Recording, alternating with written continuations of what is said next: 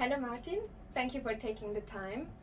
I'm very pleased to have this conversation with you and to get to know intuition and its definitions a little bit more. Maybe some words about Martin. Martin rose to fame, you can say that actually, by finding a missing airplane in Bolivia. And he has done a lot of work in the field of politics, diplomacy, and also in economy. I think there are countless stations that you've seen already before. And yes, I would be very interested to hear, first of all, because intuition is a very wide term and many people have different associations with it. How would you define intuition? Lisa, hello. Thank you for having me for this interview. Intuition is part of our human entity, being. As holistic beings, we have different archetypes. We have, let's call it like the artistic archetype, the scientific archetype, and the intuitive archetype. So each one of us is intuitive. At some point, each one of us is creative, and each one of us has an internal scientist as well. Now, not everybody is born with the same, let's say, talent in each one of these categories. Some people are stronger in arts, in creativities. Others are more strong in science, and then there are people that are more strong or gifted. Let's call it gifted with the power of intuition. And if those people get to know their internal power or gift of intuition, they can implement it in their daily life as vocation or job. So like in my case, I discovered my talent or my gift of intuition since a little child, when I started seeing colors and entities. And later on, when I turned 21, I left Switzerland and started to open myself more profound for those topics. And then I started to get involved in aura readings, in energy body, in parallel universe, in parapsychological realities. And I started to get involved in it on a very profound level. I had several teachers who trained me how to use the power of intuition. And yes, in '99 I found a missing plane which got lost for 4 days in Bolivia. When some family members came to look for me, to ask me if I can help them, I asked for pictures of the missing people. It was a small private plane with 5 passengers. So I looked at the auras, the pictures, and the auras of the 5 passengers. I could see that they're still alive. The owner of the plane, who wasn't in the plane, brought me a map. He rented the plane, so he brought me a map. I looked at the map and I detected the location where in my intuitive visions, I spotted the plane. Next day, several planes from military and private corporations flew to that spot and found the plane. So this was like big in the news. CNN Spanish talked about it. It was in European magazines. It was in a lot of South American journals and newspapers. And that's how I became more and more connected with many different fields, as you mentioned. Mm-hmm. And Martin, when you explain intuition in that way, it seems to me like a tool that you use, and also to make decisions. And in that respect, it would be very interesting to know, because you work also with strategic intuition. What is the precise definition or association with strategic intuition? How would you use that? What is it exactly? Well, intuition is a very bright... Maybe at this point I should mention we are on a sailing boat. So I'm participating and Nicholas is participating at the sailing seminar. It's not so much about sailing, but more about strengthening and fostering our intuition and accessing this channel to make better decisions. Yeah. Yes, so, so that's the boat. Strategic intuition. Yes, strategic intuition can be used in many ways. It can be used in a very philosophical way, It can be used in a spiritual way to learn about your soul, to learn about your inner self, and it can be used in a very strategic way. For example, in politics, for example, in economy, even in military and intelligent fields. If you go on my website, I have several reference letters, and one of them is from the owner of a private intelligence company with whom I was working in Bolivia. I was helping in political advising, and I was working in campaigns, in political campaigns. I was working in doing political analysis about terrorism and about political espionage. And there are other reference letters of law firms. I was helping to analyze law cases and direction in which certain legal issues are going to take direction. So using intuition in a strategic manner means that you focus on strategic questions in politics, in economy, or even in personal issues, and you analyze it to give strategic guidance in those directions we talked about. Actually, interesting enough, I'm right now writing a book together with a professor in economy. Mm-hmm. And he was working, when I met him, he was living in New York he was teaching at the Columbia University. I was living in New York myself at that time. And then he was teaching economy in Fribourg, Switzerland, and he was also working with the famous economical university in St. Gallen, Switzerland. So with him we are preparing a book about strategic intuition in economical and political fields. So it's a very important, field. And one of the CEOs, Thomas Zweifel, the other author, was interviewing. He said that, or his quote for our book was that in times like the ones we are going through now, the consciousness use of intuition can be the difference between winning or losing in life. Because especially now in a situation where everything is falling apart, all the structures we know, or most of the structures we know, are like fading apart. Many people, if they're not connected with their intuition, can get lost. And intuition, if everything falls apart around yourself, intuition can be a very helpful tool to stay on track. Yeah, I have the same opinion, especially as people say we are very rational these days, but at the same time I think we act very emotional. And I think to access our intuition, we really have to calm down and just release these emotions and also connect with ourselves to make better decisions. And I think, as you said, I think that's the secret, or that's also the gift of strategic intuition, that you combine the rational part, the intellectual part with your intuition. And I think that's a key aspect or key component skill, if you want to say that. So for the future, especially in these times, as a navigator, as a guideline. So very important. And I think we learned a lot in the seminar the last week about actively and consciously using our intuition. Yes, and Martin, I would be very curious to hear about your experience with intuition in the Middle East.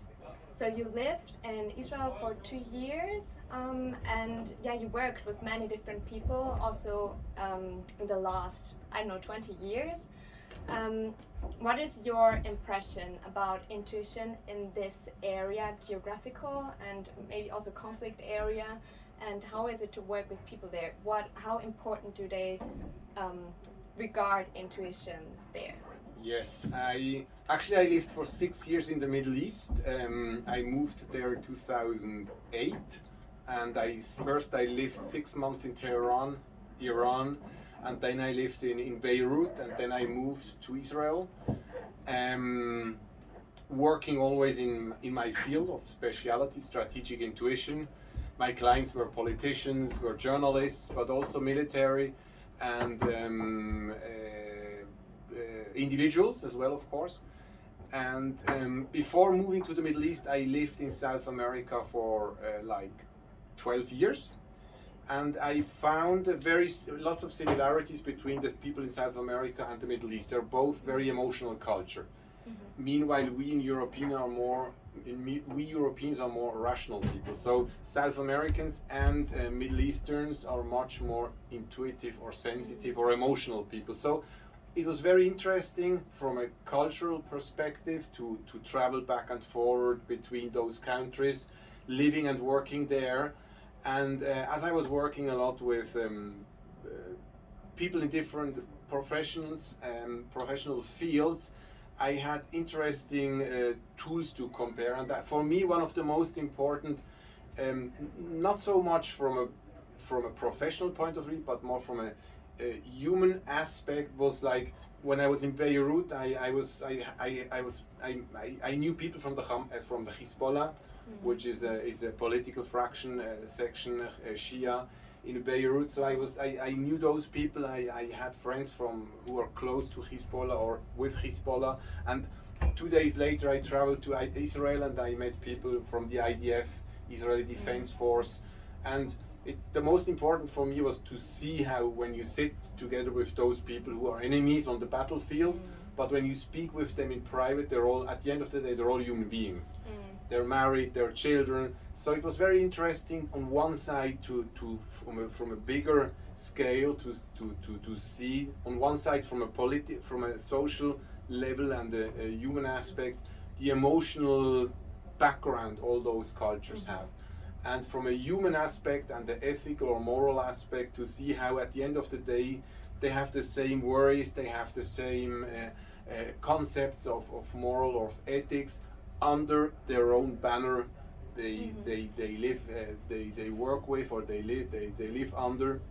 And from a political standard, to see the different movements and to analyze the different developments. For example, I was living basically when the Arab Spring started, and I was very much involved from my analytical aspect. I was very much involved with the revolution of the war in Libya, with the revolution against Mubarak in Egypt. I was basically pretty much involved psychically, intuitively during all the conflict in Syria with Assad, and of course the conflicts between Lebanon and Israel.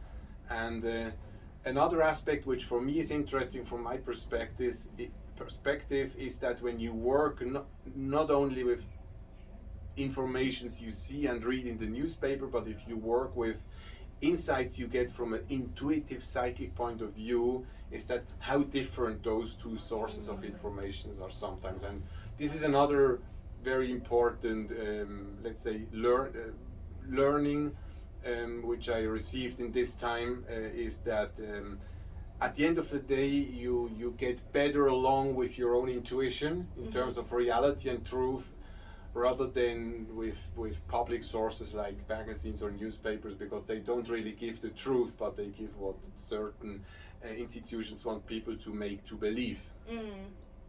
And when you mention truth is on one side very individual. What is the truth for ourselves and our way of living, but also to achieve our life goals. But at the same time, of course, there is a truth that is very hard to discover, because we're all in our rational concepts and our belief systems. So when I understand you correctly, intuition is really a guidance and a way to access our own truth. And thank you for mentioning the human aspect, and especially in conflicts. And I think that's also the power of intuition, really, because everyone has it, just because we are human beings and we have the capability to access it. But the question is, how can we really actively access our intuition and not only describe it as this fluffy feeling we have, or spontaneous idea, but really using it for better decision making. So that's very important, and that's also what we learned a lot the last week. Yes. Martin, what I would be curious, maybe for people who don't know you and who never thought really about intuition, what would you recommend, or what kind of advice would you give someone if he or she wants to start using their intuition more consciously? Well, intuition is a tool everybody has, and there are many ways to connect to intuition. For example, dreams are very often a ladder to our higher subconsciousness and sending us messages intuitively. And then meditations are a very powerful way to connect to intuition, to learn about intuition.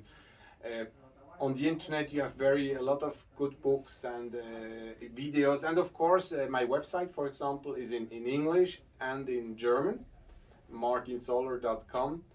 And on my website, on my YouTube and Instagram and Facebook and LinkedIn are many interviews and videos and booklets and information about how I use strategic intuition and how I'm implementing the power of intuition in my life, but also helping people to develop their own intuition, because that's one of, besides working with strategic intuition and supporting my clients, another very important aspect of what I'm doing is helping people, like in this seminar here on the boat, on the catamaran, is helping people to get in touch with their own intuition and use it as a powerful tool to improve in their lives, whatever they want to use it for. To me, intuition is like if you learn people how to shoot with arrows or with a gun. You teach them, you give them an instrument, a tool, but at the end of the day, they have to decide how they're going to use intuition. If in a pure philosophical way, in a pure strategic way, in a political way, this is already depending on the people and in their own responsibility. Yeah, actually that would be a really nice word for the end of this interview, but then I thought it's actually really important to differentiate intuition and instinct. Mm-hmm. Can you maybe elaborate a little bit more the difference on intuition and intuition and instinct? Yeah, that's it. Yes. My personal description of it is that the following, because there are different interpretations of it, but the way and what I'm doing now for 22 years, working with intuition, and I studied a lot about intuition and about instincts as well. The way I see it, the way I understand it, and the way I learned it is that instinct is an unconscious action or behavior we are having, sometimes even without having learned it consciously, but it's something we have in our genes, like an animal. Soon after it's born, it instinctively searches the mother's nipple to get the milk to drink. So this is an instinct. Or another instinct of like, for example, rats or rabbits, when they are on an open field and they see a big shadow getting closer to them without looking upwards, instinctively they know that when this shadow is coming, there is danger from above, because maybe an eagle or any other big bird or a hunter, predator are on the hunt, so they run away or they hide. This is instinct. Intuition is independent, or is a source of receiving knowledge independently from any genetical subconscious information. Intuition is completely focused on what you live now and what's in your future. Like intuitively you can get insights about directions to go, about decisions to take, about partnerships to open yourself for. And this is, in my opinion, the reason why you are able to work intuitively with fields or even geographical locations without ever having been there. There is this very powerful technique called remote viewing, which was developed in the US in the 70s and 80s by the Stanford Research Institute and financed by the American first Marine Intelligence and then the CIA, where they try to see how intuition can be used for strategic espionage or political and economic espionage. And this is intuition, and instinct is, as I said, more like something coming from your physical or spiritual gene related to experiences and knowledge from your ancestors or even your own personal experiences in your own past. Thank you very much for this very important distinction, because I think very often when I read about intuition in literature, it's not really clear. It's also mistaken with emotion very often. So I think that's a very important component, and especially also the remote viewing part, because intuition can occur in so many different ways, and we were talking about it the last days. You can have feelings, you can receive visuals, or maybe some people smell something. So it's really about using your senses and connected with yourself to receive information that has not been collected in your past life or previous through your previous ancestors, but really something that is not tied to experience. So I think that's very important. Martin, these are very could you say windy times? We were having these metaphors on the boat a lot, where how do we get through the storm and how can we really navigate our boat in these times. I think there are many storms and several storms coming up, maybe already here. What is your advice to get in the best way possible as an individual through that storm? Well, I would say it's not only a windy storm, it's not only a stormy time. I would call it like a hurricane, I don't know, this very like energy, a hurricane time. So time of hurricanes, time of tornadoes, tectonic field shifts, changing completely the structure of social existence, of society, of politics. In my opinion, the way how I see it from my intuitive work, from my strategic analysis, is that we are going to a major shift. I would say that the next, let's say, 7 to 8 years on a global level, we are going through times we haven't seen for the last, let's say, 70 years since Second World War. Not in terms of like a global war like Second World War, but yes, in terms of impacts and changes in society and in structures and in politics. So yes, in my opinion, it's very important to use, for example, the power of intuition, not to get taken away by fears, by insecurities, which are created through all these changes we are going through. And I would say it's very important really to take time for yourself, to meditate, to really feel who you are, what you are, and how you see yourself going through these major thunderstorms, these major turnovers and changes on a very global level, which will be economical, which will be political, which will be social, economical. And so I think this is a very powerful tool, intuition, meditation, to connect to intuition, and by that to try to get a little bit more relaxed through all of that. Thank you very much, Martin. And just saying this from the peace and conflict researcher side, conflict is always a chance for positive change. No matter how hard the storm is or how stormy the weather is, but it's also a chance for positive change.